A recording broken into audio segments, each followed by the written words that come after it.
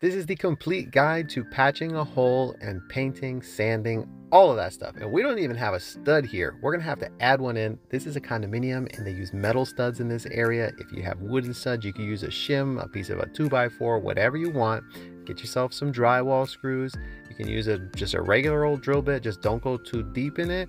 Or you can buy a specialty drill bit, which I'll show you here in a second, that is available at any hardware store, or you can pick one up on my Amazon store. All of this stuff you can pick up on my Amazon store, which would help support my channel if you need anything. We're gonna go ahead and put 4 screws, 2 in the stud and then 2 in the drywall patch that is in the stud. Line those up, and now we need to kind of smooth things out, get rid of the loose paper. I was reading some of the comments on the previous videos.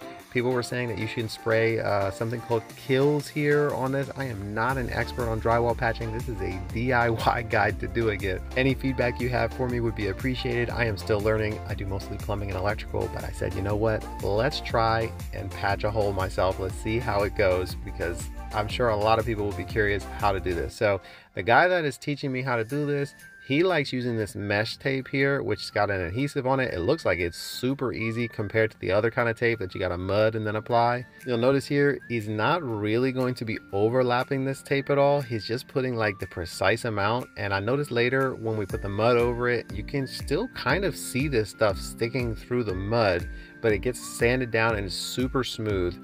We're using Easy Sand 20. It's supposed to, that 20 means it's supposed to, I think, dry in 20 minutes. Correct me if I'm wrong on that. You got a little bit of time to work on this stuff, so you got to get it on there pretty quick because it does dry really well.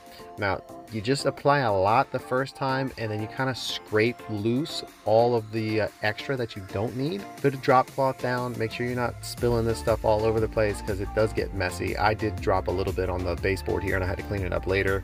And if you got some extra, you can go around your house and patch any little holes that you have from, you know, anchors or corner beads that you need to get touched up. So try not to waste as much of it.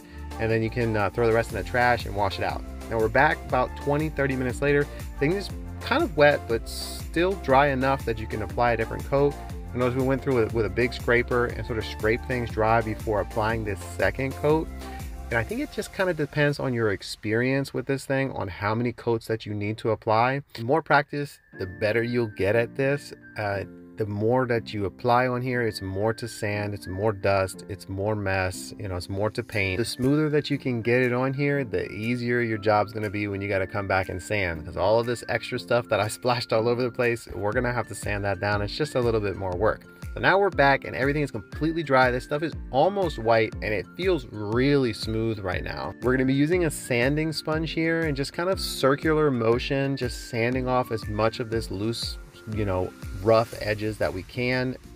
It didn't take much pressure at all. You just gotta kind of go with it. Do a little bit of sanding, then put the sand thing down and just feel it with your hand, and you can feel where the rough edges are, and that's where you need to go back and sand some more. It really is just a light pressure on this thing. You don't want to go too much and then you're gonna have to apply more mud again later. Now this is what it looked like when we were finished sanding. Sanding took about 10 minutes or so, maybe less. It's super smooth, and before we paint, we're gonna just go with like a really slightly damp rag and just get all the loose dust off. We're using a paint and primer flat paint here. Mix everything up really well. This was some old paint that was laying around, but it's still good. And we got a little tiny mini roller here and just a brush, and you just go in like a W or a V pattern and just fill everything in with paint. Don't overcomplicate it.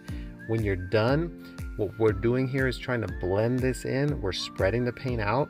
If you enjoyed this tutorial, hit the follow button. I'm going to show you what this thing looks like when it dries next week.